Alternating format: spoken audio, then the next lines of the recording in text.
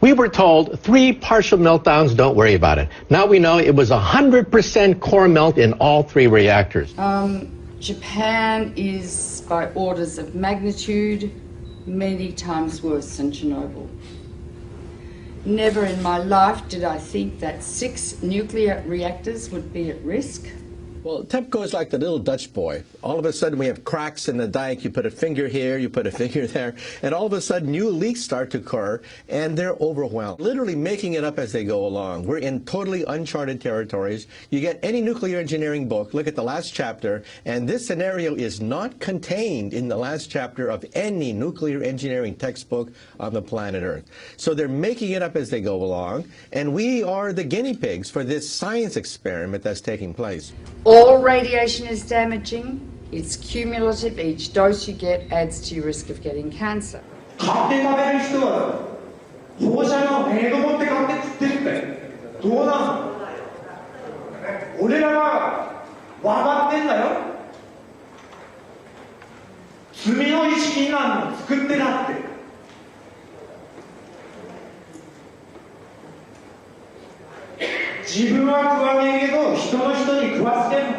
Within days of the Fukushima Daiichi catastrophe beginning, we were getting fallout coming down in rain in the United States, not in insignificant quantities.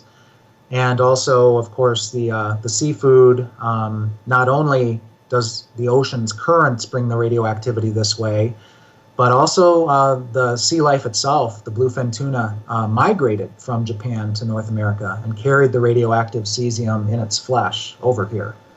Wow, not a good time to be eating tuna. The food chain remains contaminated for hundreds or thousands of years, and we'll start seeing lung cancer and leukemia, I think 2 to 5 years from now. And then solid cancers will start appearing 15 to 60, 70 years later.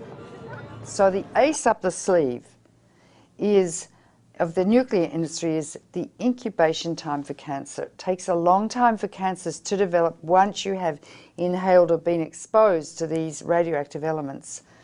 And no cancer identifies its origin. And so there is already a level of cancer in society, but it's going to increase dramatically. The problem is not really under control. It will not be under control for, it's estimated, between 40 and 100 years from now. There's no way to clean it up. They say 40 years, but they can't clean it up. They can't. And the site's still unstable and vulnerable to natural disasters. If there is another earthquake, a serious one, 6, 7, 8 or 9 magnitude, that would rattle all these 1,060 tanks. It would rattle the damaged cores, spent fuel, whose structures have already weakened. Yes. That's a potential very, very serious threat.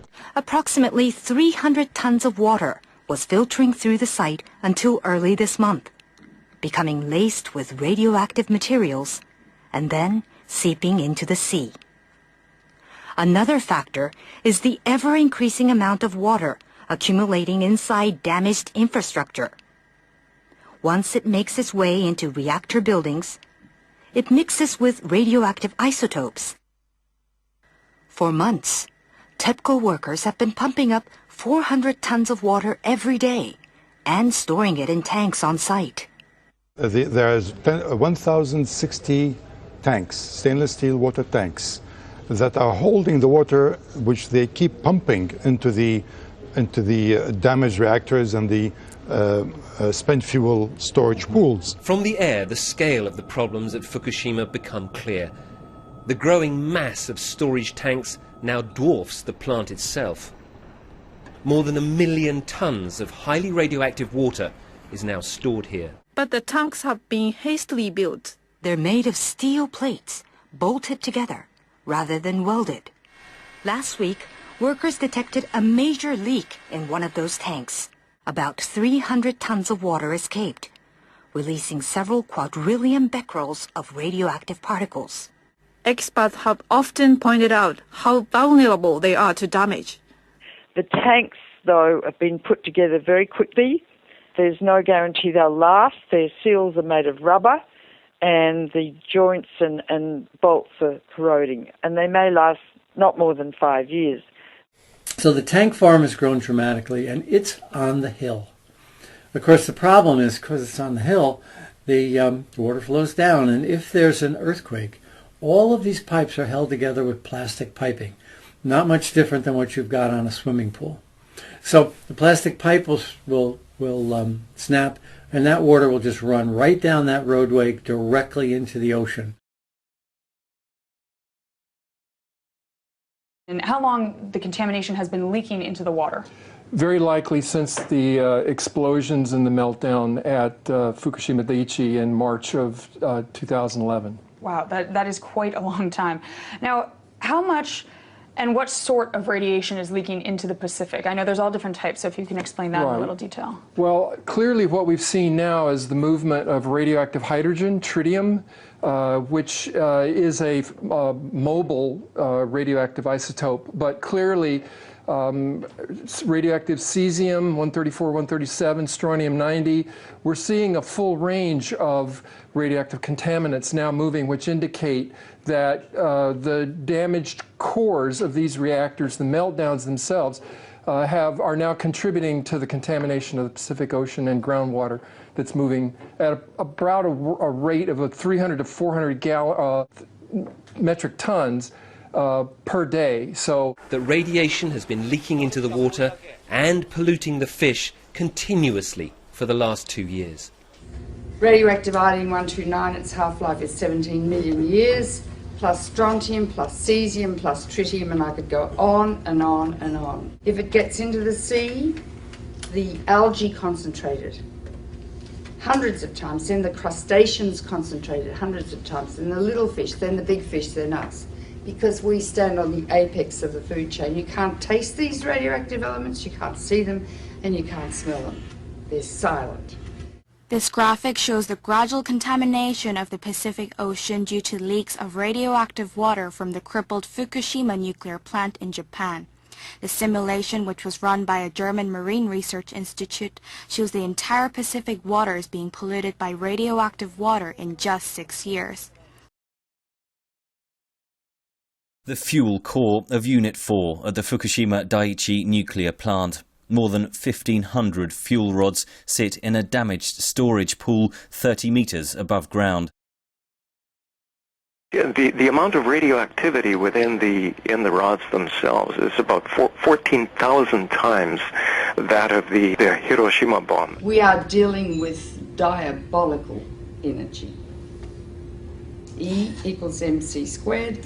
It's the energy that blows up nuclear bombs.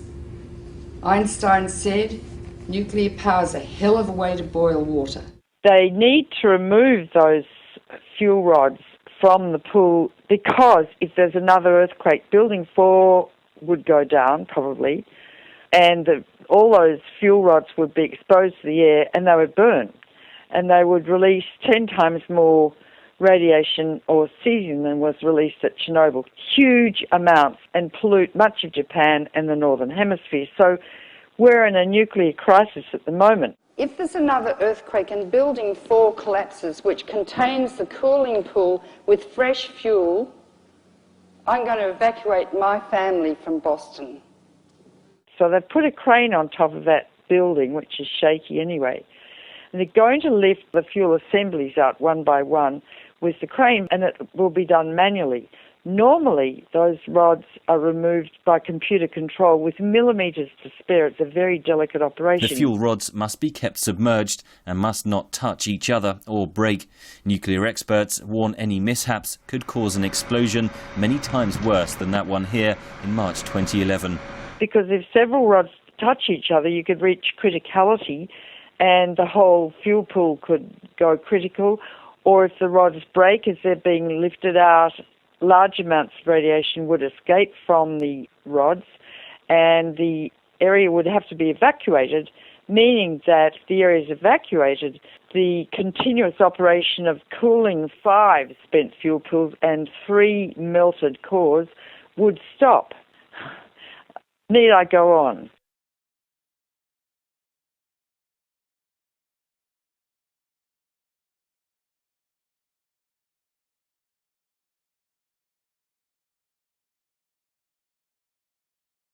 We need to get subscribed and get this unity stronger and beat YouTube at their own game.